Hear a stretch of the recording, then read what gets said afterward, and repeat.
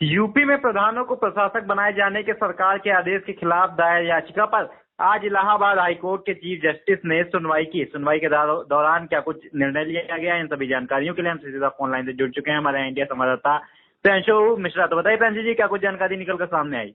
जी प्रसाद, अपने दर्शकों को ये बताना चाहेंगे कि इस वक्त उत्तर प्रदेश में त्रिस्तरीय पंचायत चुनाव जल्द करवाने को लेकर, साथ ही साथ प्रधानों को जो प्रशासक बनाया गया था उस सरकार के आदेश के खिलाफ दाखिल जो याचिकाएं हैं उन पर लगातार सुनवाइयां चल रही हैं। हालांकि आपको बता दें कि इधर जो सुनवाइयां नहीं हो पा रही हैं उस कारण से जो है कहीं ना कहीं भावी प्रत्याशियों में निराशा है, लेकिन इसके बावजूद जो है लगातार याचिकाएं दाखिल हो रही हैं। आपको बताना चाहेंगे कि आज 25 अगस्त को जो है एक महत्वपूर्ण सुनवाई थी इलाहाबाद हाईकोर्ट में। दरअसल आपको बता दें कि उत्तर प्रदेश सरकार ने जो प्रधानों को प्रशासक नियुक्त किया था 25 और 26 मई को, उस सरकार के आदेश के खिलाफ जो है विधि के जो छात्र हैं युधिष्ठिर वर्मा और आयुष पांडे के द्वारा जो है एक जनहित याचिका दाखिल की गई थी और ये जनहित याचिका बीती 13 जुलाई 2026 को दाखिल की गई थी। इसको लेकर आज 25 अगस्त को महत्वपूर्ण सुनवाई थी और सबसे बड़ी बात ये आपको बताना चाहेंगे प्रशांत की जो सुनवाई थी वो ये सुनवाई जो की है वो इलाहाबाद हाईकोर्ट के चीफ जस्टिस अरुण भंसाली जी ने की है, क्योंकि आप समझ सकते हैं कि मामला कितना गंभीर है।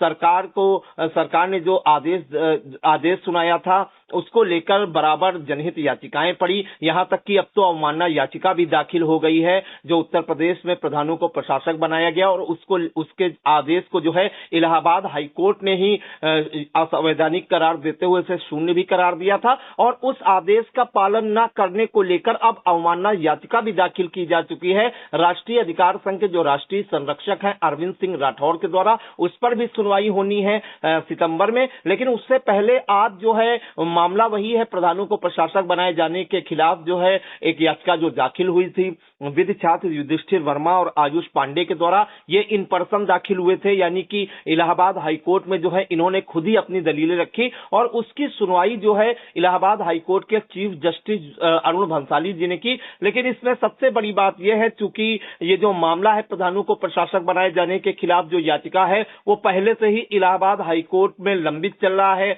इसमें 24 अगस्त को एक सुनवाई होनी थी, हालांकि वो सुनवाई नहीं हो पाई क्योंकि जो न्यायमूर्ति थे दोनों अजीत कुमार और गरिमा प्रसाद वो लंच के बाद बैठे नहीं, कोई व्यस्तता रही होगी इस कारण से, तो सुनवाई नहीं हो पाई। लेकिन वो जो याचिका दाखिल की गई थी वो 9 याचिकाओं पर सुनवाई होनी थी, जिसमें जो है एक दशरथ यादव हैं जिन्होंने प्रधानों को प्रशासक बनाए जाने के सरकार के आदेश के खिलाफ जनहित याचिका दाखिल की थी और बराबर उस पर सुनवाइयां भी चल रही हैं। इसके अलावा बहुत सी याचिकाएं ऐसी पड़ी हैं कि उत्तर प्रदेश में जल्द पंचायत चुनाव करवाने को लेकर। तो चूंकि आपको बता दें कि इन सभी का मामला एक ही है, पंचायत चुनाव जल्द करवाने को लेकर, और जो दूसरी याचिकाएं पड़ी हैं वो प्रधानों को प्रशासक बनाए जाने के सरकार के आदेश के खिलाफ पड़ी हैं। और उन याचिकाओं में यह कहा गया है कि चूंकि प्रधानों का कार्यकाल जो है 5 वर्ष का होता है, तो जब से प्रधानों ने शपथ ली थी या ग्राम पंचायत की जो पहली बैठक हुई थी उससे 5 साल तक जो है पंचायत चुनाव हो जाने चाहिए और जो प्रधानों को प्रशासक बनाया गया है वो पूरी तरह से असंवैधानिक है। और इसको लेकर इलाहाबाद हाईकोर्ट ने भी अपना आदेश सुनाया था कि जो प्रधानों को प्रशासक बनाया गया था वो पूरी तरह से असंवैधानिक है और उस सरकार के आदेश को जो है शून्य भी करार दिया था। तो इन सब के बावजूद लगातार उसका पालन भी नहीं सरकार कर रही है। पहले प्रधानों को प्रशासक बनाया था जिसे शून्य करार दिया जिस आदेश को इलाहाबाद हाईकोर्ट ने, उसके बाद ब्लॉक प्रमुखों को भी प्रशासक बना दिया और तो और जिला पंचायत अध्यक्षों को भी प्रशासक नियुक्त कर दिया गया। तो लगातार भावी प्रत्याशी इससे आक्रोशित है और याचिकाएं इसको लेकर पड़ रही थी। तो ये जो 13 जुलाई को याचिका दाखिल हुई थी विधि छात्र युधिष्ठिर वर्मा और आयुष पांडे के द्वारा, उसमें आज इलाहाबाद हाईकोर्ट के मुख्य न्यायाधीश अरुण भंसाली जी की कोर्ट में आज सुनवाई हुई थी, जिसमें बताया गया, उन्होंने जब मामले को देखा उसको और दलीलें सुनी तो उन्होंने जो है एक आदेश सुनाया कि ये जो युधिष्ठिर वर्मा और आयुष पांडे की याचिका है इसको उसके साथ कनेक्ट कर दिया गया, यानी कि दशरथ यादव की याचिका के साथ कनेक्ट कर दिया गया, जिसकी सुनवाई जो है 9 सितंबर को होनी है। तो अब जो 9 सितंबर है प्रशांत, उसमें 10 याचिकाओं पर सुनवाई होंगी। एक आपको बता दें कि जो है दशरथ यादव, आशीष कुमार सिंह पंचायती राज ग्राम प्रधान संगठन,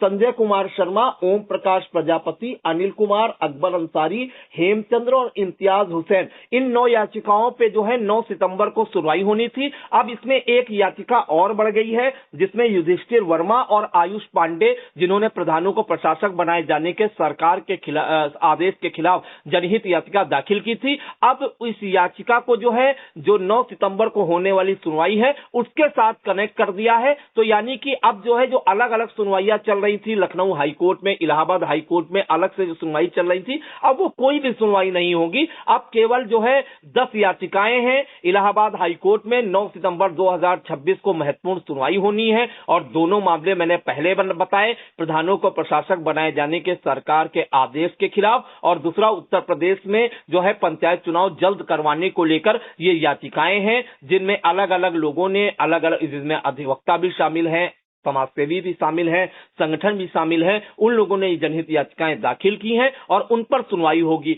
लेकिन महत्वपूर्ण सुनवाई एक और है अवमानना याचिका की, जो अरविंद राठौड़ ने दाखिल की थी कि सरकार के आदेश को इलाहाबाद हाईकोर्ट ने असंवैधानिक बताते हुए शून्य करार दिया था। उसको लेकर अवमानना याचिका जो दाखिल हुई थी उस पर भी सुनवाई जो है अब होनी है। लेकिन सबसे महत्वपूर्ण यह है कि जो दो लोगों ने याचिका दाखिल की थी विधि छात्रों ने, अब इसको भी कनेक्ट कर दिया है दशरथ यादव की याचिका के साथ, यानी कि अब अलग से कोई सुनवाई नहीं होगी। 9 सितंबर को 10 याचिकाओं की एक साथ सुनवाई होगी। अब उसमें क्या कुछ निकल कर आता है वो भी हम दर्शकों तक पहुंचाने का प्रयास करेंगे। लेकिन सबसे बड़ी बात यह है कि इलाहाबाद हाईकोर्ट के मुख्य न्यायाधीश जो है उन्होंने आज दूसरी बार सुनवाई की है। एक सुनवाई की थी 6 अगस्त को, जिसमें सरकार ने एक एमलगेशन एप्लीकेशन दाखिल की थी और उसमें कहा था कि जो याचिका चल रही है दशरथ यादव वाली और अन्य जो याचिकाएं दाखिल हैं लखनऊ हाई कोर्ट में और इलाहाबाद हाई कोर्ट में अलग अलग दाखिल की गई थी, तो उन्होंने कोर्ट से अनुरोध किया था कि जो ये याचिका जो है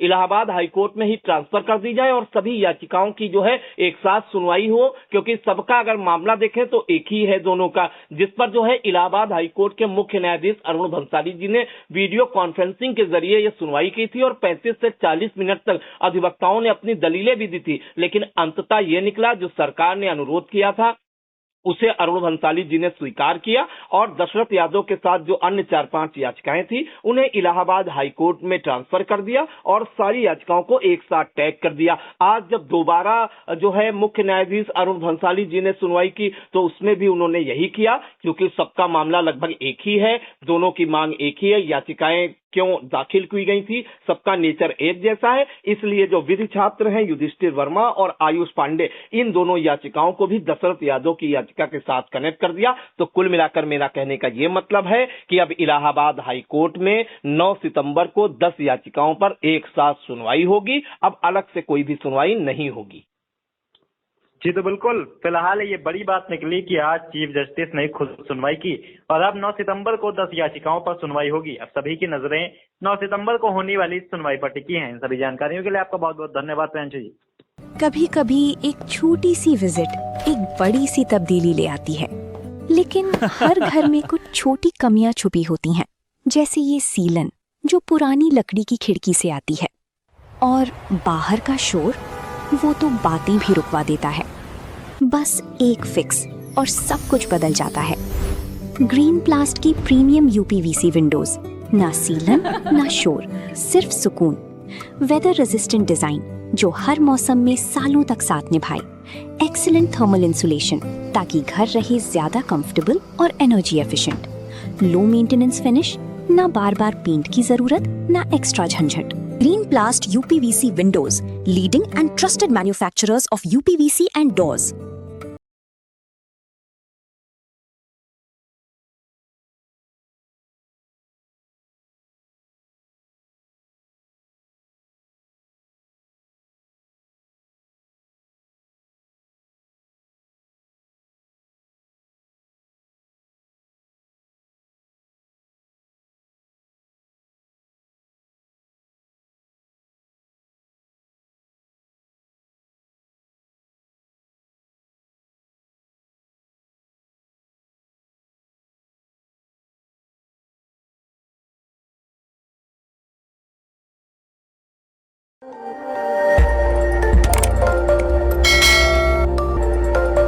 खबर आपकी, नजर हमारी।